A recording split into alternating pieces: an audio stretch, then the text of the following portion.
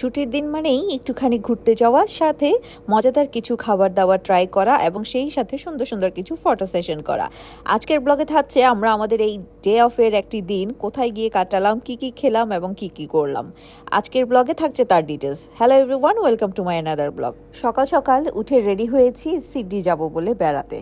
সেই সাথে যখন রেডি হয়ে বের হচ্ছি তখন দেখলাম এমন ঝড় শুরু হয়েছে, মনে হচ্ছিল আজকে আমাদের মনে হয় ঘুরতে যাওয়াটাই পণ্ড যাবে, কারণ যেই হারে পানি পড়ছিল, বৃষ্টি হচ্ছিল এবং যেই হারে বজ্রপাত হচ্ছিল, মনে হচ্ছিল লিটারেলি ঝড় তুফান হবে। কিন্তু ঠিক তার 10 মিনিট পরেই ওয়েদারটা এমন সানি হয়ে গেল, মনেই হচ্ছে না যে কিছুক্ষণ আগে এই রকম ঝড় তুফান হচ্ছিল।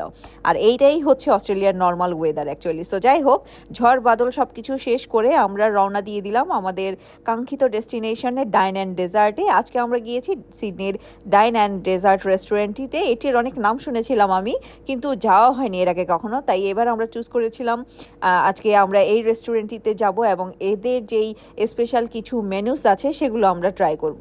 তো সেখানে যেতেই আমরা, যেহেতু লাঞ্চ টাইমে গিয়েছিলাম, সেখানে যাওয়ার পরপরই হচ্ছে আমাদের ক্ষুধা লেগে গিয়েছিল এবং সেখানে গিয়ে আমরা মূলত ট্রাই করছিলাম যে রাইস টাইপের কিছু ট্রাই করার জন্য, কিন্তু ওগুলো আসলে অত বেশি মনে হয়নি যে কেমন না কেমন হবে, সেই জন্য রিস্ক নিইনি। তো এই জন্যই সেফ সাইডে থাকার জন্য আমরা অর্ডার করেছি বিভিন্ন ধরনের স্কিওয়ার্স কাবাব, সেই সাথে ফ্রাইস, সেই সাথে নাগেটস, জুস, যেগুলো যেই ফুডগুলোর সাথে আমরা সচরাচর আসলে খুবই ইউজড এবং সচরাচর আমরা খেয়ে থাকি।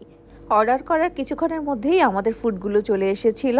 সো সেই সাথে তাদের যে প্লেটারটা ছিল তার সাথে আমরা এক্সট্রা আরও কিছু ফুড অর্ডার করেছিলাম, যেমন সেখানে হচ্ছে আমাদের যে ব্রেডগুলো ছিল সেই ব্রেডগুলো মনে হচ্ছিল যে এনাফ না, তো আমরা আবার এক্সট্রা করে ব্রেড অর্ডার করেছিলাম এবং সেই সাথে আমার ছেলের খুবই পছন্দ হচ্ছে জুস। তো আমরা যখনই কোথাও যাই না কেন ট্রাই করি অ্যাটলিস্ট ওর জন্য আমরা জুস টাইপের কিছু রাখতে, যাতে করে তার যে হাইড্রেশনটা সেটা যাতে ঠিকঠাক ব্যালেন্সে থাকে। তো যাই হোক, যেহেতু তখন অনেক সানি ছিল এবং আমরা সবাই আসলে জুসটা প্রেফার করেছিলাম, আমরা সবাই ওর সাথে জুস খাচ্ছিলাম এবং আমাদের ফুড অর্ডার করার পর আমরা যখন ওয়েট করছিলাম, আমরা বসে বসে ঠিক এই সুন্দর ভিউটা আমরা এনজয় করছিলাম। ঠিক রাস্তার অপোজিটেই হচ্ছে খুব সুন্দর বিচ এবং বিচের ঠিক একটু দূরে যদি আমরা তাকিয়ে দেখতে পারি, ক্যামেরায় হয়তো সেটি বোঝা যাচ্ছে না, কিন্তু বাস্তবে এটি খুবই সুন্দর দেখা যায়। সেটি হচ্ছে প্লেন ওঠানামা করা, অর্থাৎ খুব কাছেই হচ্ছে এয়ারপোর্ট। সো প্লেনের ল্যান্ডিং এবং টেক অফটা আমরা ওই রেস্টুরেন্টে বসে থেকে, জানালার পাশের সিটটা আমি চুজ করেছিলাম সেই জন্য, তো সেখানে বসে থেকে আমরা খুব সুন্দরভাবে এনজয় করছিলাম। সাথে একটা সানি ডে ছিল, সেই সাথে বিচ, সেই সাথে হচ্ছে প্লেনের উঠানামা। সো সব কিছু মিলিয়ে আসলে ভিউটা খুবই সুন্দর ছিল এবং সেই সাথে আমরা একটু করে উপরে গিয়েছিলাম, উপরে গিয়ে তাদের যে ভিউটা আছে সেটাও দেখা ট্রাই করছিলাম। খুবই অসাম ছিল এবং তাদের চারদিকে ফ্লাওয়ার দিয়ে তারা যে সুন্দর করে একটা ইন্টেরিয়র করেছে, যেটা আসলেই জাস্ট ওয়াও।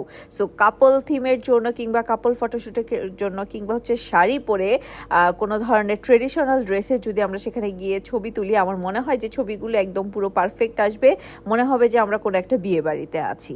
সো যাই হোক, যেহেতু আমি দিনের বেলায় গিয়েছিলাম সেই ভিউটা দেখতে, সো এটা এক ধরনের আমি এনজয় করেছি। এটা যদি রাতের বেলা হতো তাহলে এটা আরেক ধরনের এনজয় করা যেত, যেহেতু তখন লাইটিং থাকতো। সো তখনকার ভিউটা আসলে অন্যরকম চেঞ্জ হয়ে যেত।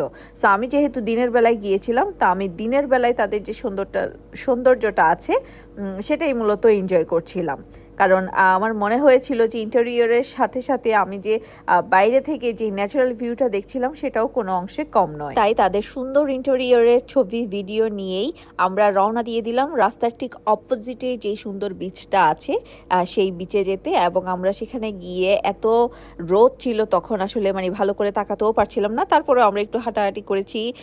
তারপর আমরা কয়েকটা প্লেন একই সময়ে হচ্ছে উঠানামা করছিল, সেগুলো আমরা দেখেছি। সো একটু করে হাঁটাহাঁটি করে ঘোরাঘুরি করার পর এরপর আমরা চলে যাচ্ছিলাম, আমাদের যেহেতু একটা ইনভিটেশন ছিল রাতের বেলায়, সো আমাদের তারিক ভাইয়ের বাসায় আমরা চলে গেলাম। সেখানে যাওয়ার পরে তো দেখি যে ভাবি এত সুন্দর করে মজার কিছু খাবার আয়োজন করেছে। আসলে বাংলাদেশি দাওয়াত মানে হচ্ছে বাংলাদেশি মজাদার রান্না বান্না, আর সেগুলোর ক্রেভিংস তো আসলে আমার মনে হয় যে দেখা মাত্রই সবারই হয়ে যায় এবং এত সুন্দর সুন্দর রান্না করেছিল তা কি বলবো।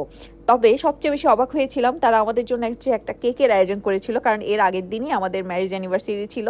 তো এই উপলক্ষেই আসলে আমাদের জন্য খুব সুন্দর একটা কেকের অর্ডার করেছিল, যেটা আসলে আমি খুবই আবেগ আপ্লুত হয়ে গিয়েছিলাম দেখে। আমি আসলে খুবই এক্সপেক্টই করিনি। সো যাই হোক, থ্যাংক ইউ সো মাচ ভাই এবং ভাবিরা, তারা আমাদের এই স্পেশাল ডেটাকে আরও স্পেশাল করার জন্য। সো এই ছিল আমাদের একটি দিন, আমরা তাদের সাথে ডিনার করে আমরা আমাদের বাসায় চলে এসেছি। এই তো এইভাবেই সুন্দর একটা দিন আমরা এনজয় করলাম। সো আজকে এই পর্যন্তই, দেখা হবে পরবর্তী কোনো ব্লগে।